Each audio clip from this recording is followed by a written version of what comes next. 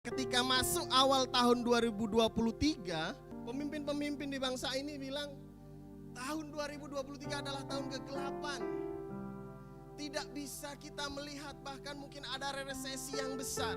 Tapi lihat sekarang sekeliling kanan kiri Bapak Ibu Saudara. Makin ganteng, makin cantik. Semua tidak ada yang kekurangan, amin. Di dalam Tuhan semua tidak ada yang kekurangan. Jika ada masalah, ada tantangan, ada kerikil, ada gelombang, kita bisa melewatinya bersama Tuhan. Kita sudah sampai di setengah tahun ini. Ini luar biasa. Saya bilang sangat luar biasa.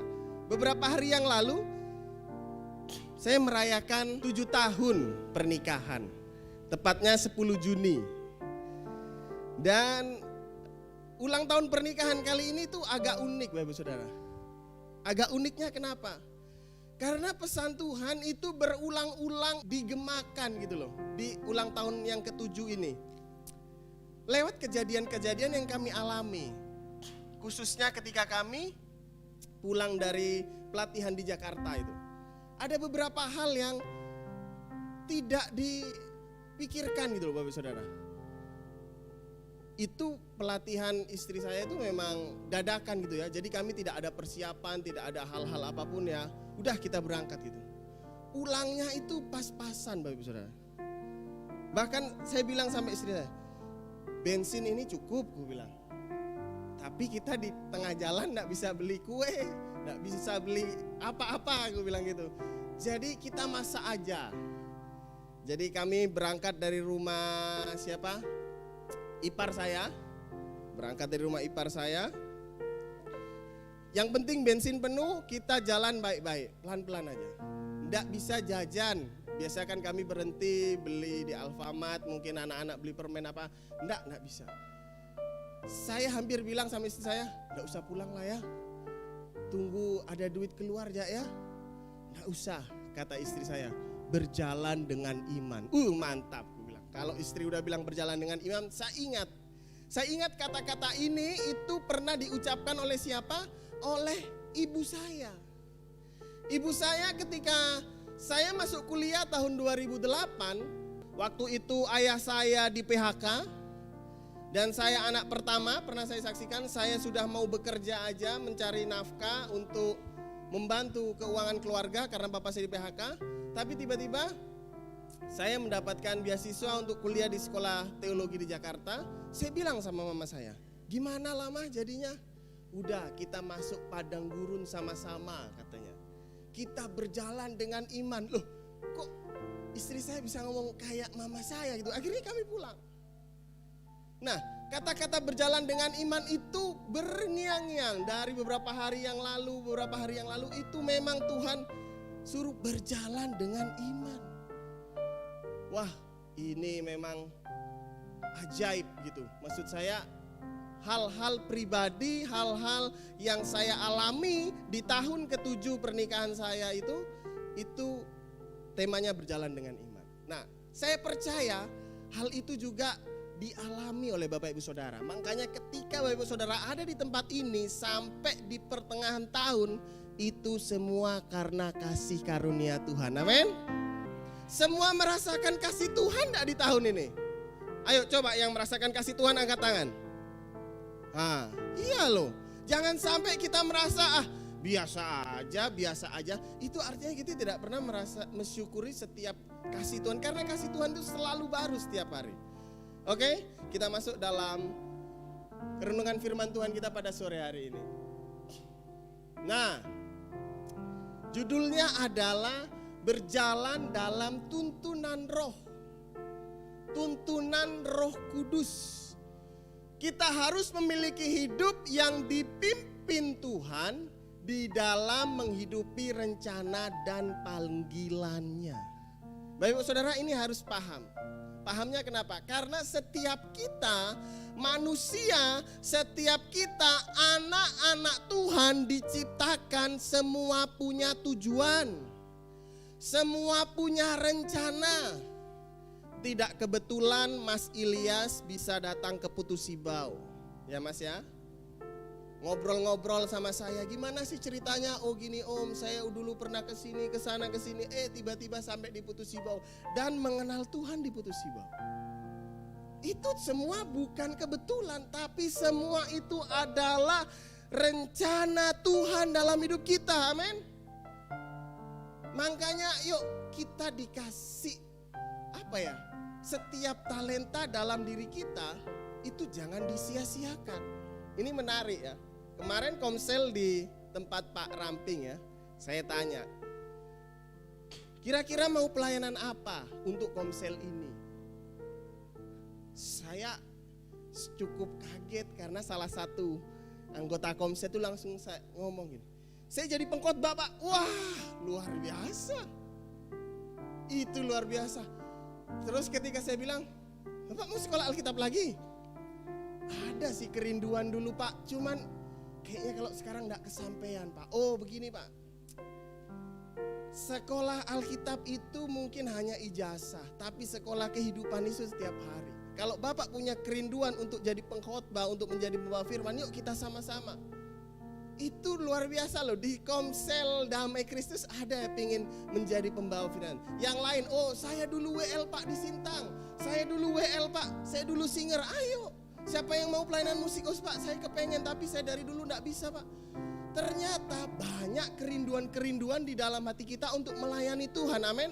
Jangan sekedar, oh ya saya tahu saya kepengen, tapi ayo diasah, dikejar gitu. Untuk apa? Untuk kerajaan Allah. Bukan untuk diri kita sendiri, tapi untuk kerajaan Allah. Bukan untuk nama kita, oh saya dikenal, oh enggak. Tapi untuk menggenapi apa? Rencana Allah dalam hidup kita. Slide-nya. Nah, kita buka Galatia 5. Galatia 5 ayat 16-17. Hidup menurut daging atau roh? Maksudku ialah hiduplah oleh roh, maka kamu tidak akan menuruti keinginan daging. Sebab keinginan daging berlawanan dengan keinginan roh, dan keinginan roh berlawanan dengan keinginan daging. Karena keduanya bertentangan, sehingga kamu setiap kali tidak melakukan apa yang kamu kehendaki. Akan tetapi jikalau kamu memberi dirimu dipimpin, itu boleh digarisbawahi ya, memberi dirimu dipimpin oleh roh, maka kamu tidak hidup di bawah hukum Taurat. Perbuatan daging telah nyata, yaitu percabulan, kecemaran, sampai ke bawah nanti boleh dibaca. Bapak Ibu Saudara begini, kata kuncinya itu ada di mana? Ayat 18. Akan tetapi jikalau kamu apa? Memberi dirimu apa? Dipimpin oleh roh. Oh Pak, berarti bisa kita tidak memberi diri dipimpin oleh roh? Bisa sekali. Malas aku enggak ke gereja. Pak Jordan tuh tanya-tanya aja, aku mau pelayanan apa? Tapi malas lah aku, enggak usah lah ikut-ikut latihan singer. Enggak. Yuk kita sama-sama untuk membangun gereja ini, bukan untuk nama Pak Gembala, bukan untuk nama supaya GBI Putus Sibau, bukan, tapi untuk nama siapa? Nama Tuhan. Apa ndak rindu semua tetangga-tetangga kita, gara-gara tingkah laku kita, gara-gara perbuatan kita, mereka bertanya-tanya, siapa sih?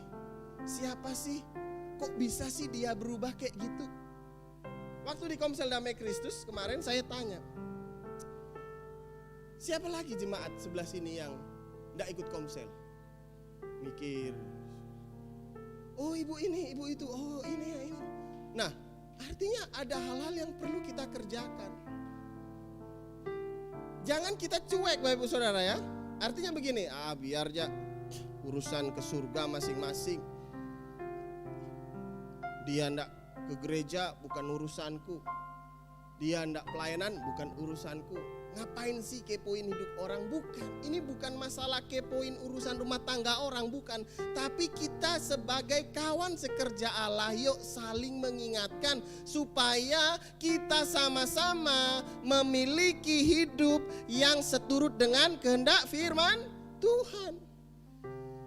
Tidak mampu Bapak Saudara. Kalau kita hidup sendirian, tanpa komunitas, tidak mampu. Tidak ada yang menjaga kita, tidak ada yang ngingatin. Kemana kamu tidak ke gereja? Ngapain sih tanya-tanya? Tidak usah tanya-tanya, terserah saya mau ke gereja, nak ke gereja. Tidak boleh lah gitu. Yuk ke gereja kita sama-sama. Sorry Pak, saya lagi di luar, begini-begini. Oh iya. Jadi kita terbangun rasa apa? Rasa saling. Kata saling itu adalah kata kunci di dalam kekristenan. Amin. Lihat kanan kirinya. Ayo saling apa? Mengingatkan. Jangan cuek. Lanjut, Charles Spurgeon. Nah, ini bahasa Inggrisnya ya. Saya coba baca ya, kalau lafalnya agak kurang-kurang ya, lidah Jawa ini. Without the Spirit of God we can do nothing. We are the sheep without wine, or chariot without steed. Like branch without sap, we are withered. Like coal without fire, we are useless. As offering without the sacrificial flame, we are unaccepted. Tanpa roh Allah kita gak bisa berbuat apa-apa. Kita seperti kapal tanpa angin, atau kereta tanpa tunggangan. Seperti cabang tanpa getah kita layu. Seperti bara tanpa api kita tidak berguna. Sebagai persembahan tanpa api pengorbanan kita tidak diterima. Coba slide selanjutnya. How religion works: if I obey, then God will be love and accept me. The gospel, I'm love and accept, therefore I wish to obey. Kalau menurut agama, bagaimana agama bekerja? Saya itu harus setia, baru Tuhan mencintai dan menerima saya. Tapi Injil tuh nggak kayak gitu. Saya diterima dulu, saya dicintai dulu, lalu saya setia. Ingat penjelasan Bapak Gembala di tempat ini. Bangsa Israel itu bukan terima Taurat dulu. Benar? Ketika mereka diselamatkan dari Mesir, mereka tidak terima Taurat dulu. Mereka diselamatkan dulu. Abraham ketika dipanggil dari Ur Kasdim, Abraham itu adalah sekelilingnya itu orang-orang penyembah berhala. Daerah timur dekat kuno, orang-orang Mesopotamia. Abraham itu tidak dikasih Taurat dulu, tidak dikasih hukum, kamu harus enggak. Tuhan memilih kita. Amin. Agama bisa dipilih. Oh iya, saya agamanya ini itu. Tapi Allah Bapa di dalam nama Tuhan Yesus Kristus itu memilih kita. Siapa kita? Kita bukan siapa-siapa. Kita orang yang penuh dosa. Kalau mau cerita tentang masa lalu, mungkin semua orang memiliki masa lalu yang tidak baik. Tapi Tuhan tetap menyayangi kita. Tuhan rindu semua orang diselamatkan. Makanya ketika bapak, ibu, saudara, adik-adik, abang-abang, kakak-kakak yang ada di tempat ini dan sudah diselamatkan, jangan cuek untuk diri sendiri, tapi ngomong ke tetangganya, ngomong ke kawan kerjanya. Kalau ada hal-hal yang tidak baik dilakukan, yuk ditegur dengan cara yang baik. Tidak bagus ditengok orang, apalagi Tuhan. Jadi artinya begini loh Bapak Saudara, kita harus jadi contoh di mana kita berada. Oke, bahasanya begini, kita semua adalah hamba Tuhan. Nah, yang terjadi di Galatia, ada pengajar-pengajar yang datang ke Galatia yang mengacaukan pengajaran Injil yang diajarkan Paulus. Mereka berbicara bahwa kamu kalau jadi Kristen, kalau kamu ndak ikut adat saya, adat Yahudi, kamu nggak selamat. Jadi kamu juga harus disunat, katanya. Waduh, bingung mereka. Makanya surat Galatia ini surat yang unik Bapak Saudara. Biasanya Paulus tuh kalau nulis surat di awal-awal surat itu selalu memberikan salam, sapa atau apa. Tapi Galatia 1 ayat yang ke-6, Paulus langsung tegas to the point ke jemaat Galatia. Ini jemaat Galatia ini kota agak besar. Dia berbicara bukan hanya untuk satu gereja, tapi beberapa jemaat di situ. ngomong begini, aku heran bahwa kamu begitu lekas berbalik daripada Dia yang oleh kasih karunia Kristus telah memanggil kamu dan mengikuti suatu Injil lain. Lekas berbalik. Terus ada lagi di Galatia 4 ayat 8. Dahulu ketika kamu tidak mengenal Allah, kamu memperhambakan diri kepada Allah-Allah yang hakikatnya bukan Allah. Tetapi sekarang sesudah kamu mengenal Allah, atau lebih baik sesudah kamu dikenal Allah, bagaimanakah kamu berbalik lagi kepada roh-roh dunia yang lemah dan miskin dan mau mulai memperhambakan diri lagi kepadanya? Kamu dengan teliti memelihara hari-hari tertentu, bulan-bulan, masa-masa yang tetap dan tahun-tahun. Aku khawatir, kata Paulus, kalau susah payahku untuk kamu telah sia-sia. Jangan sampai kita menjadi jemaat-jemaat yang tergoyahkan seperti di Galatia. Jangan sampai selama ini kita sudah baik mengikut Tuhan, tapi endingnya malah berpaling. Kemarin hari Rabu, ibadah perdana kebaktian kaum pria, BMC, Bethel Men's Camp. Saya akan ulang sedikit apa renungan di tempat itu.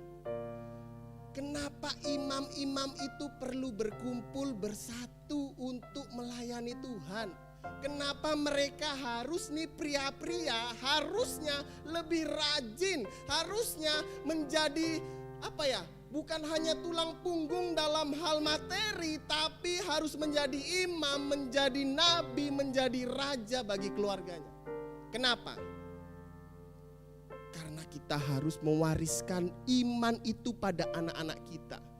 Saudara boleh lihat, nanti buka di 1 Raja-Raja kemarin saya bahas. Saya singkat aja.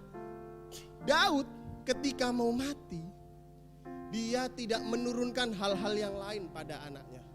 Mungkin kekayaan iya, kerajaan yang besar iya, tapi dia ngomong sama Salomo.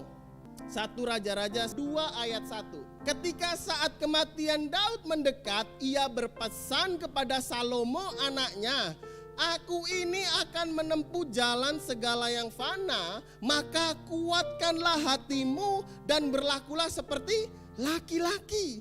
Lakukanlah kewajibanmu dengan setia terhadap Tuhan Allahmu, dengan hidup menurut jalan yang ditunjukkannya, dan dengan tetap mengikuti segala ketetapan, perintah, peraturan, dan ketentuannya, seperti yang tertulis dalam hukum Musa, supaya engkau beruntung dan segala yang kau lakukan dan dalam segala kau yang tuju, dan supaya ya Tuhan menepati janji yang diucapkannya tentang aku, yakni jika anak-anakmu laki-laki tetap hidup di hadapanku dengan setia dan dengan segenap hati dan dengan segenap jiwa, maka keturunanmu takkan terputus dari tahta kerajaan Israel. Ini janji Allah pada Daud, turun ke Salomo. Kenapa? Karena pada saat itu Salomo baru berumur 19 tahun menjadi raja. Sedangkan Daud menjadi raja umur 30. Posisinya juga ketika Salomo jadi raja sudah ada kudeta dari kakaknya. 1 Raja-Raja 1 ayat 5. Lalu Adonea anak Hagit meninggikan diri dengan berkata, aku ini mau menjadi raja. Jadi abangnya itu sudah kepengen jadi raja dulu daripada Salomo. Daud ini ngomong bahwa Salomo rajanya. Bapak Ibu Saudara, hal yang penting yang dipegang Salomo itu harus mengikuti segala ajaran yang dilakukan Daud kepada Allahnya. Salomo oke. Awalnya mantep sampai Sampai 2 kali. 2 kali Tuhan menampakkan diri kepada Salomo. Kerajaan Salomo jadi lebih besar, kekayaannya juga besar. Tapi sayang, di akhir hidupnya dia condong kepada berhala istri-istrinya. Istrinya ada 700, gundiknya ada 300, jadi ada 1000. Tapi kita tidak tahu dan tidak tercatat secara eksplisit. Kitab Pengkhotbah menulis ya Salomo pada mungkin akhir kematiannya dia bertobat. Karena di kitab Pengkhotbah yang ngomong segala sesuatu itu sia-sia. Jadi apa sebenarnya yang kita mau wariskan ke anak-anak kita? Boleh kita wariskan kekayaan, tapi kalau dia tidak takut Tuhan, habis dengan semalam. Saya ngobrol-ngobrol sama Pak Alek. Kita ini anak-anak yang hidup bukan dari orang kaya. Benar. Jadi kita harus kerja lebih keras. Artinya ada moto yang begini. Kita nggak bisa ngikut pewaris karena kita perintis. Bahasanya gitu kalau di traktor. Semoga aja enggak. Tapi kebanyakan anak orang-orang kaya, anak orang-orang berada yang mungkin punya perusahaan besar, yang tinggal meneruskan perusahaan bapaknya, itu daya kreatifnya itu kurang gitu. Daripada kita anak-anak yang memang mulai dari nol, anak-anak rantau yang tidak punya apa-apa, bekerja dengan baik. Seharusnya seperti Salomo. Salomo seharusnya ketika meneruskan kerajaan bapaknya, seandainya dia itu benar-benar taat dan baik, kerajaan Israel itu tidak terpecah. Setelah Salomo mati, kerajaan Israel itu terpecah menjadi dua, Israel Utara dan Israel Selatan. Israel Utara biasa disebut Samaria, Israel Selatan biasa disebut Yehuda. 20 raja di Israel Utara semuanya jahat keturunan Salomo. 20 raja di selatan cuma 8 yang baik. Jadi 40 keturunan cuma 8 yang cinta Tuhan. Habis enggak habis. Apa yang kita mau turunkan ke anak-anak kita kalau bukan warisan iman? Bagaimana kita bisa mencontohkan warisan iman? Yuk kita masuk dalam komunitas. Yuk bapak-bapak masuk di komunitas pria. Kemarin ada 15 bapak-bapak yang hadir. 5 kayaknya 3 remaja, 2 dewasa muda. Tapi pria semua. Itu bukan kebaktian kaum bapak. Siapa semua boleh, yang judulnya pria ya. Saya percaya ketika pria-pria diputusi bau, itu dilawat oleh Allah, banyak keluarga-keluarga dimenangkan. Amin. Lanjut. Nah, ini hal yang sering diutarakan oleh Pak Gembala kita. Saya ulangi lagi. Tadi bilang Charles Spurgeon kan, kalau kita hidup tanpa roh, kita seperti kapal tanpa angin, tidak bisa jalan. Seperti bara tanpa api. Ini ketika kita jauh dari komunitas. Kalau kita sama-sama satu komunitas, api-api kecil dikumpulkan jadi api besar. Lalu kalau kita udah mulai melemah, apinya udah jadi kecil, mungkin ada. Tapi lalu kita jadi arang. Kita tengok refleksi diri kita sendiri. Posisi kita di mana? Posisi saya di api unggun, atau di api setengah hidup, atau hanya tinggal arangnya aja, nggak ada bara api. Lanjut. Nah, Galatia 5 ayat 1. Saya tampilkan 3 versi di sini. Galatia 5 ayat 1 terjemahan baru berbunyi begini. Supaya kita sungguh-sungguh merdeka, Kristus telah memerdekakan kita. Karena itu berdirilah teguh dan jangan mau lagi dikenakan kuk perhambaan. Bahasa Indonesia sehari-hari, kita sekarang bebas sebab Kristus sudah membebaskan kita. Sebab itu pertahankanlah kebebasanmu dan jangan mau diperhamba lagi. Terjemahan sederhana Indonesia, TSI. Dengan keadaan kita yang sudah dibebaskan sepenuhnya oleh Kristus dari kewajiban untuk hidup seperti budak, maka berdirilah teguh dalam kebebasan itu. Jangan berbalik lagi untuk hidup seperti budak, tapi terus terikat pada hukum Taurat. Hukum Taurat yang mana? Di Galatia ini mereka membebankan itu. Apa? Hukum Taurat yang untuk bersunat, memelihara hari-hari, yang hanya kelihatan tapi dalamnya kosong. Ini juga mengingatkan kita bahwa jangan sampai kita hamba-hamba Tuhan atau pelayan-pelayan Tuhan, sering kita melayani Tuhan tapi ternyata hubungan kita sama Tuhan nggak ada. Hubungan kita di rumah kosong. Jangankan sama Tuhan, sama anak, sama istri, sama kawan sekerja suka berantem. Gimana kita mau bisa bawa jiwa ke gereja? Pak Jordan bilang suruh bawa teman, suruh bawa kawan-kawan datang ke gereja. Gimana? Dimulai dari siapa? Dimulai dari diri kita dulu. Kalau kita sama cara hidupnya dengan mereka, bagaimana kita bisa membawa mereka kepada Tuhan? Yuk kita berubah hidup kita. Harus lain gitu. Lanjut. Kita bukan budak, janganlah berbalik hidup seperti budak. Kita adalah anak, milikilah hidup yang sesuai dengan ajaran Injil Kristus. Galatia 3 ayat 26. Sebab kamu semua adalah anak-anak Allah karena iman di dalam Yesus Kristus. Karena kamu semua yang dibaptis dalam Kristus telah mengenakan Kristus. Dalam hal ini tidak ada orang Yahudi atau orang Yunani, tidak ada hamba atau orang merdeka, tidak ada laki-laki atau perempuan, karena kamu semua adalah satu di dalam Kristus. Dan jikalau kamu adalah milik Kristus, kamu juga adalah keturunan Abraham dan berhak menerima janji Allah. Amin. Kalau kita hidup sesuai dengan Injil Kristus, kita juga anak-anak Abraham dan menerima janji Allah. Ingat janji Abraham? Dia akan jadi apa? Janji Allah kepada Abraham di Kejadian 12. Namamu akan menjadi masyhur, keturunanmu akan seperti bintang di laut. Engkau akan jadi mediator bagi bangsa-bangsa. Amin. Siapa yang tidak mau? Tapi ada jalannya, ada prosesnya. Gak ada yang tiba-tiba. Di dalam kehidupan kekristenan semua ada proses. Kenapa enggak Tuhan langsung aja selamatkan manusia sud gitu, enggak usah sibuk-sibuk Yesus diturunkan, harus dikandung Maria. Enggak, karena Allah Bapa menciptakan dunia ini dengan proses dan Dia menghargai itu yang namanya proses.